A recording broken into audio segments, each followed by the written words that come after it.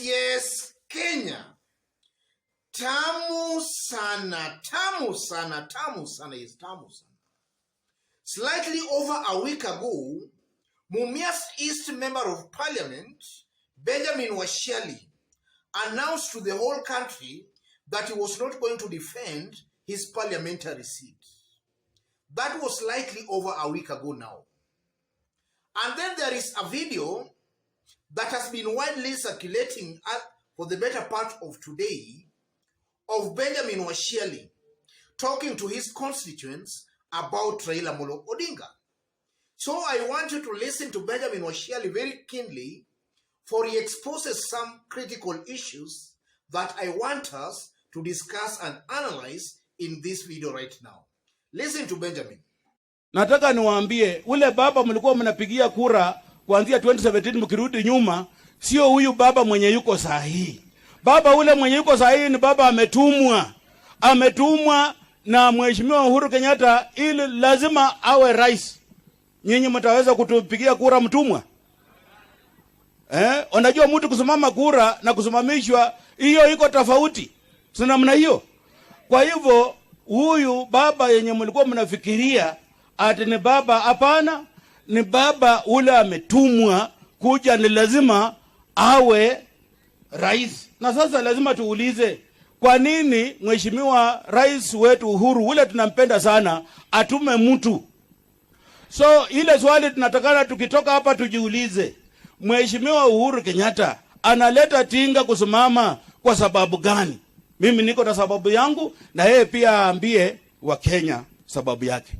Naye Tinga wakati huo nilikuwa nasema namna hiyo, alikuwa nasema ati kuna watu walikuwa kwa chama yetu ya Jubilee ati wanakunywa pombe, wanakunywa bangi. Mimi nataka niulize Mheshimiwa Raila, kweli kama wewe unatakana uwe accountable kwa maneno yale alizungumza, yale ulikuwa unazungumza 2016 ndio yale bado unazungumza ama umeshabadilisha mawazo yako? Kwa sababu ulikuwa unatuambia ati kwa chama yetu ya Jubilee kuna wale watu walevi ohahe, yani walevi wale chakari wale hawezi kujielewa. Ati kuna watu kwa chama yetu wale walikuwa wamevuta bangi, wanavuta bangi usiku na mchana. Sio mlikuwa nasikia hiyo maneno. Sasa tunataka kuuliza Mheshimiwa Raila, for him to be accountable of the statements he made in 2016 and 2017. Kweli alikuwa anasema ukweli ama alikuwa anasema uongo? Yes. That's Benjamin Washiali. What does that mean politically? That's our analysis and discussion right now. So if in case you've just bumped here for the very first time, subscribe, give this video a like. Thank you, God bless you, God bless Kenya.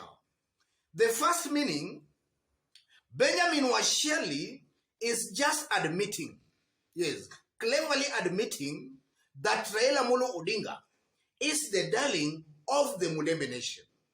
Yes. You know, some Tanga don't just want to accept that reality. And listening to the likes of Cleophas Malala and Boni Aluale, they are still living in denial. They don't want to accept the fact that actually Raila is the favored candidate in the Mulembe nation. So Benjamin Washiali, by trying to persuade the people that Raila of today is a different from Raila of yesterday, Benjamin is actually admitting that the Mulembe people are still supporting Raila Odinga.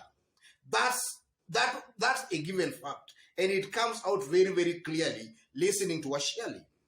The second thing, ladies and gentlemen, it shows the confusion and desperation in Tanga. Some few days ago, Dennis Itumbi, Tanga's perceived spokesman, through his social media accounts, actually insinuated that Uhuru was still playing Raila Odinga. That was Dennis Itumbi's insinuation about 2 weeks ago. And then here we are getting Washiali admitting that actually Raila Odinga is Uhuru Kenyatta's candidate. That just exposes the confusion in Tanga. They don't just have a common stand. Some don't want to accept that Uhuru and Raila are together, but some actually are now seeing the real sense that actually Uhuru and Raila are together. That just exposes the confusion in Tanga-Tanga. And then thirdly, it also shows the kind of bitterness that Tanga-Tanga are actually in. They are very bitter with President Uhuru Kenyatta's endorsement or support of Raila Amolo Odinga. And I tend to believe they are very bitter because they were expecting the president to endorse William Ruto. Yes, that's what they wanted. And they're still praying day in, day out for the president maybe to change his mind to support William Ruto. So that just exposes Tanga-Tanga again as a group who are very desperate for Uhuru Kenyatta's endorsement. And because now Uhuru is not endorsing William Ruto, they feel very bitter. They are bitter. That also comes out very, very clearly. What does that mean? That simply means that Tanga-Tanga, they know that without Uhuru Kenyatta's endorsement of William Ruto most definitely will not win the presidency. That's why they are bitter and actually they are blaming the president. Another thing that comes out, they are trying to project Raila as a state project. And I tend to believe they are trying to do that maybe to see if they can discredit Raila's capability of actually winning a presidential election. So in their mind, they want to paint Raila Odinga as a weak candidate who is just being pushed. Yes. But I tend to believe, ladies and gentlemen, that even from the response that he's getting from those constituencies trying to address, he's not actually convincing them. Raila is not a state project. Raila is a strong candidate. And the president, it just happens to support the strongest candidate he believes can maybe win the presidency. Raila is not a project here. So I tend to believe, ladies and gentlemen, that Tanga-Tanga's insinuation, or rather trying to project Raila as a project, is actually backfiring on them. Because instead of that working against Raila Amolo Odinga, it's just reinforcing and actually proving to Kenyans that actually it's Raila Amolo Odinga to be the president. Because in Kenya, we have seen that to win an election, it takes more than just votes from the people. Sometimes it takes the influence and the input of the system, the deep state, to win a presidential election. So Washiali and the Tanga-Tanga group, trying to project Raila as a state project, is actually helping Raila win the presidency. Because Kenyans have been made to believe that unless you are supported by the government, your chances of winning the presidency are almost nil. That's something that Tanga-Tanga must realize before it's late, ladies and gentlemen. And then finally, Tanga-Tanga, in this case, Washiali, largely they are still living in the past. They are living in denial. They don't know that politics is dynamic. Things do change in politics. There are no permanent friends or permanent enemies in politics, but just permanent interests. That's one thing that maybe Tanga-Tanga still have not realized. As things stand today, Uhuru Kenyatta and Raila Amolo Odinga are political allies. Uhuru and Ruto parted ways months back.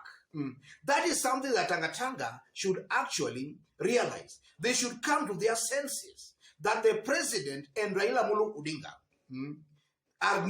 are now political allies and they're not the enemies they used to be. And if anything, what was dividing Uhuru and Raila Amolo Odinga was just political. It was nothing personal. But some Tanga-Tanga leaders, they still think that Uhuru Kenyatta's differences with Raila Amolo Odinga was all personal. No, it was not personal, but it was just political. That's something that maybe Tanga-Tanga should actually, they should own up to that reality. Otherwise, ladies and gentlemen, having said all that, I strongly believe that as things stand today, Tanga-Tanga are sensing defeat. They are becoming very disparate. And listening to some of them talk, you just have no otherwise but just to sympathize with them. Listening to Washiali talk, he talks very disparately. is very disparate, and that's largely how Tangatanga are. Otherwise, ladies and gentlemen, before I conclude, let me just remind you that if you've just bumped here for the very first time, kindly subscribe, give this video a like. Give it a like, please. And if in case you are watching us outside Kenya for the very first time, drop a comment, let us know from which part of the globe you are watching us from.